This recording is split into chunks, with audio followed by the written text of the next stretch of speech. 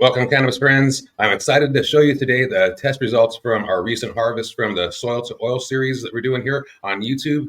Just check out our playlist, Soil to Oil, and you'll see that. But we have two strains, the White Truffles and the Sour OG. The Sour OG is Sour Diesel crossed with OG Kush, and White Truffles is Peanut Butter Breath crossed with Gorilla Glue 4. All right. So just as a spoiler alert, the White Truffles tested the highest THC percentage that the gentleman has ever tested on his machine. And we also got the highest terpene percentage that he's ever tested on his machine. And remember, this is my first grow, right? So this is super, super awesome. And I'll go over why I think that it was so successful towards the end. But I want to show you a video just to confirm what's going on. And, and I also have the PDFs and stuff like that, et cetera. What's up, Cannabis Friends? This is Slim right here. He just tested our flower, the White Truffles flower, and tell him what you just told me. We've got some exciting news. This is some of the highest terpene content that I've tested so far. This is definitely the highest THC that I've tested with this device so far. Linalool out of the roof. Limonene as well. Great job. Awesome. Just goes to show that organics for the win. Awesome. Thank you, Slim. So that's awesome, right? So like linalool and limonene, those are terpenes, and you could see like it showed like it was almost 100%. Like it was about like 70%. One of them was about just over 60% of the total that can be achieved, right? With that kind of testing. And it is actual newer testing equipment, and it's really accurate technology. And we tested it against a bunch of different models, etc., and then tested a bunch of different growers. And he's been testing. He tests all over. He has a mobile testing unit, and he's a really popular grower, especially down in Tucson, where he lives in Tucson, Arizona. And like he teaches people how to grow, does classes at different grow shops. So he tests his own stuff on there, and then the guy that I got the clones from for the White Truffles and for the Sour OG, he gets his stuff tested on that same machine, and our stuff tested higher than their stuff. It's crazy, right? It's super, super awesome. So let me show you the test results. I'll show you the I think this is the White Truffles. I'll show you that one first. That's the one he was talking about. All right. So I'm gonna make this a little bigger so I can see it better too. So you can see THC total was 27.88%, and you heard him. It was organic grow, right? And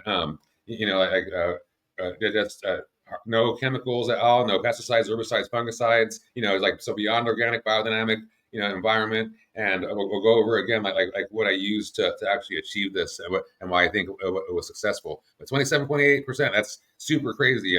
I wouldn't believe it if I wasn't there. I was personally there to see the testing being done. It wasn't like he just made up some numbers and it came back to me. I was there when it happened. So on a THCA, that was 30.06, but the total THC was 27.88. You can see like the CBG was a 0.8 right here, and let's see. Let's go back over here. Yeah, so the CBG is 0.8. The CBDA, which is the acid form of the CBD, is 4.19. So like like super, super awesome. And then like we said, 1.71% with the total terpenes, and the highest you can get is 3, right? So 1.71%. That's pretty far up there.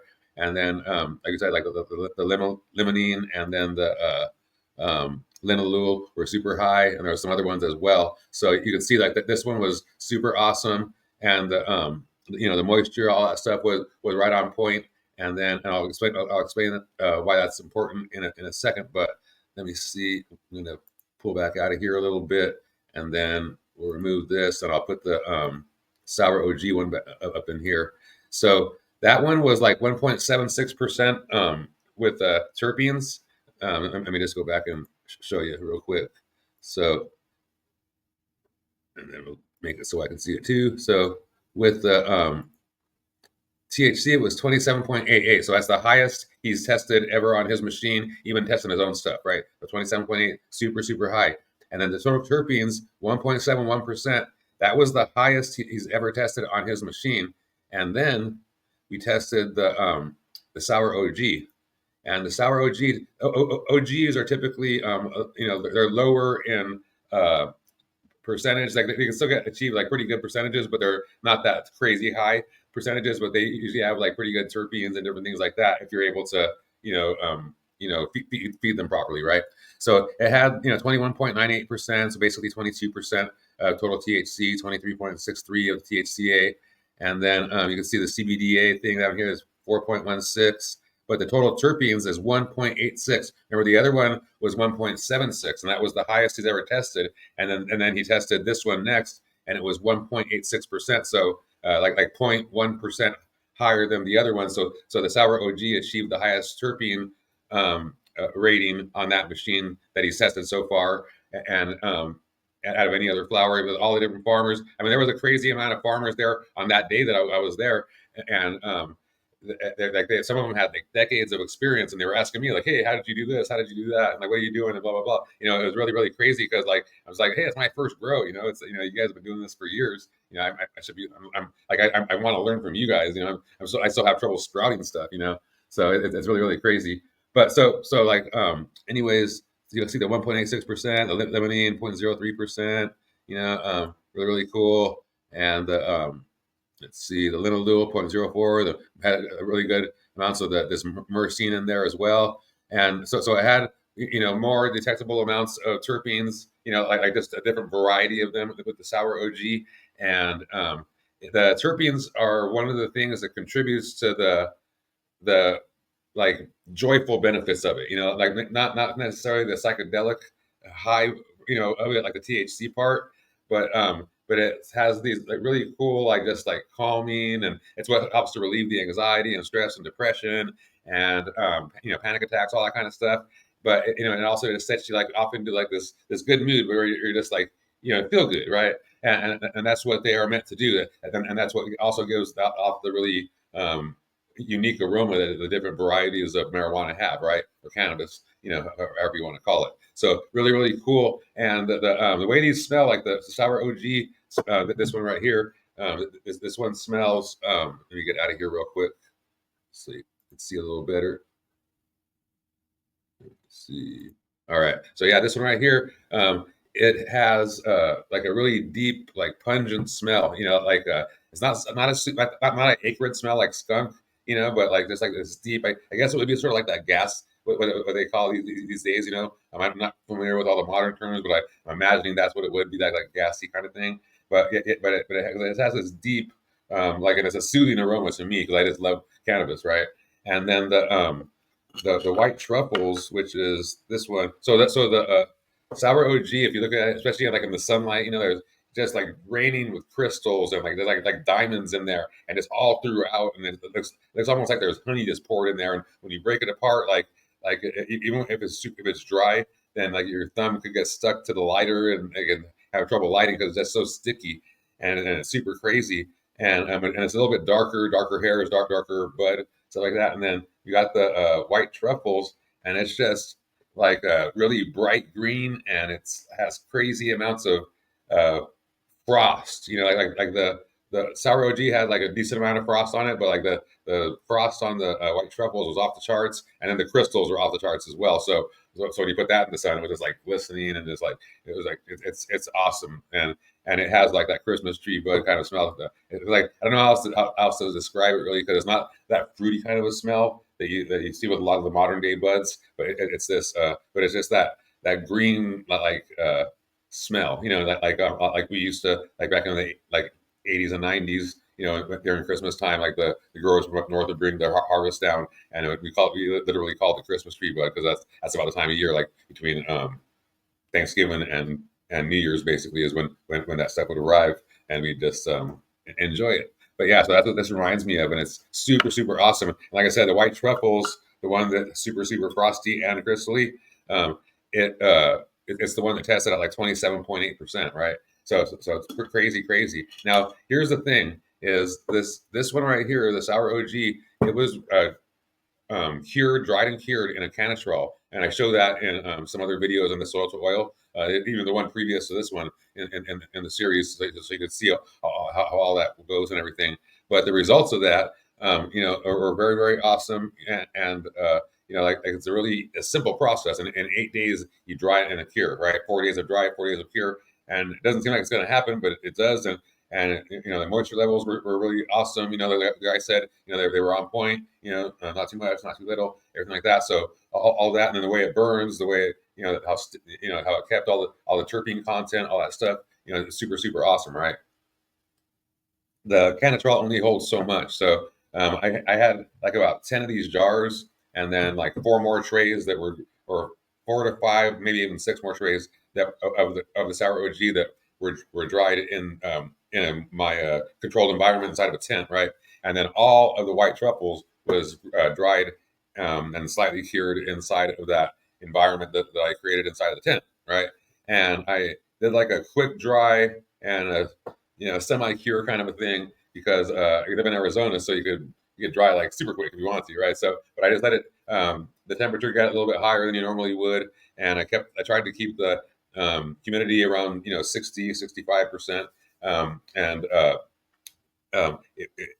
only dried and cured for like about 12 to 14 days, right? And usually it takes about 2 months to 3 to 4 months, to dry, like to dry fully, 3 to 4 weeks a lot of times, and then another of that plus to cure, right? Some people cure for like up to 6 months and longer, but usually the whole process is a minimum of like 8 weeks, and I did it in 2 weeks, which would usually make it taste not that great, and it tastes awesome, smells awesome, it's super crazy awesome, and then it wouldn't test as well either. But this is the White Truffles is the one that tested the highest, like the highest ever on his machine. Remember, he teaches people how to grow. His name is Steve, but they call him Slim. But he teaches people how to grow at a variety of different grow shops, and people like experienced growers come to him, and he tests his own stuff on there, obviously, and our stuff with My First Grow, and with and with rudimentary drying and curing too. So it's really interesting. What can happen. I see a lot of people being really anal about like what they're doing with their grow, and have to be like precise, like they're in chemistry class or something like that, and they don't just let things happen, and they have like mediocre results at best a lot of times. Sometimes they screw up and all this kind of stuff. Not to say that I never will or never do, but I do often. I just try to learn from it. But anyways, the I didn't do like pH of water. I didn't check any pH. I just made sure that it was good, clean, filtered water, fluoride free, all that kind of stuff, right? I didn't do a bunch of different. I didn't do any chemicals, not no pesticides, herbicides, fungicides, anything like that. But I didn't do a bunch of like grow shop kind of nutrients either. I had one basic nutrient that I used, and it was just like a quarter teaspoon for all 8 plants. Put into a couple of gallons of water, but a quarter teaspoon for all. And that was during the veg state. And I did that like 3 times, and then I did this other stuff during the bloom. That was this little microorganism kind of nutrient stuff for the soil that I got from the grow shop. That it's super awesome stuff, but it was the only thing I used during the flowering stage, and I used it like 3 or 4 times throughout that 8 or so weeks that it was in flower, and that was it. The other nutrients were supplements that are in my cupboard that are for me, which I mentioned in the Soil to Oil series. But they're Shilajit and MSM, which is a bioavailable source of sulfur, one that you could uptake and utilize for good, and it's sort of like a missing link for in soil and in plants and in humans, and then also spirulina. So Shilajit, MSM, and spirulina. Shilajit is just it's minerals. I have some back over there, but it's all 85 minerals and trace elements, humic acid, fulvic acid, all these beneficial elements that I just think contributed to the overall nutrition of the plant, and it reflected that in the high THC percentages and the high terpene percentages. Because remember, like the guy that has the mother plants to the sour OG and to the to the white truffles, it smells so good, man. But he gets his stuff tested on too, and ours tested higher than his. So it has to do with the nutrition. And he grows like I'm not saying anything against it. He grows the best herbs that I know of in Arizona right now. That's why I got the cuttings from him for my first grow. It's because like his stuff is just off the charts awesome, especially the way it functions. And so yeah. And by the way, this stuff it's hard for me because remember that this stuff goes into oils. It's going to be extracted, and Like I burn a little bit of it. I burn a pretty good amount of weed, but like 95% or more of this stuff, even though it's this super awesome bud, is going in and going to be extracted into Rick Simpson oil, right, or flow extract cannabis oil. And almost 100%, like probably 99% of the white truffles, the one that tested the highest, is going in like the pure bud, the sugar leaves and stuff like that. But all the bud and everything, it's not just like trim and popcorn nugs. It's like all of the huge colas and all that stuff. It's like it's almost heartbreaking because I love to smoke herb and that stuff is so good. But I know I can grow more, and it's going to make the most badass oil. I can't wait because I use the oil too, right? I use what's off the shelf, so I'm excited to be able to take it myself and then put it out to our community as well. Because there's we grew a decent amount, and we'll have a decent amount of this particular oil to distribute out to the community. And like I said, really super, super excited about that. So I have a couple of notes over here. I just want to make sure that I covered everything. So yeah, just in closing, what matters the most, is not like timing and like doing like certain pHs of water and these certain percentages of nutrients and this and that or whatever, and having this whole kit of nutrients for veg and this whatever. What matters the most is the quality of the strain, either the seed or the cutting, that you're getting, and then the quality of the equipment that you're using to grow, the lights, everything, whether you're using a dehumidifier or humidifier, depending on the climate you're in, and there's all the different elements, from the tent on down, that the quality of it all matters, especially the light, and then we grow in the soil. They say you're not supposed to, have as good a yield or as potent of a flower in soil, like as you can in like hydroponics or in the cocoa and stuff like that. But we did like beyond organic, biodynamic, farming, and it was just off the charts because of the quality of the strain, the quality of the soil, having the living organisms in there, and knowing what that is and what it does because of working with regular produce, in the past, so I understand soil nutrition and plant nutrition and human nutrition, right? So that's a key factor. And then like you said, the quality of the nutrients that we did feed it, so that it's like those microorganisms that were in that biofos, I think it was from Rootwise, that we used, was super off the charts awesome. And then the shilajit that it's stuff that I ingest and sell to the public, so it's for humans, so it's off the charts awesome, for plants. And then the MSM, been taking that, and getting it from the same place since 1992, and selling it since 1992. It's off the charts awesome. And the same thing with the spirulina. Spirulina itself is awesome, but like we sourced like what I think is the best one on the planet, and that's what we fed to the soil. We fed just gave back a bunch of nutrition to the soil, and the soil gave a bunch of nutrition to the plants, and that's translated into high terpene, high cannabinoid content, not just THC, but CBG, CBD, all that kind of stuff. And then also other things like isoflavones, flavonoids, and other phytonutrients. So super, super, super awesome. So that's basically it. Just wanted to show you guys the results. Remember, the highest testing flower that's ever been tested on that machine from Steve, and and he tests a lot of stuff all up and down Arizona, for a lot of different growers, and he's like super well known, and he's super, super legit. So I'm very, very proud of that. And that's it for today, Cannabis Friends. So be sure to like and subscribe if you enjoy this type of content. And again, this is Al Marenton with Cannabis Friends and 420 Buds. Hope you have a beautiful day. Peace.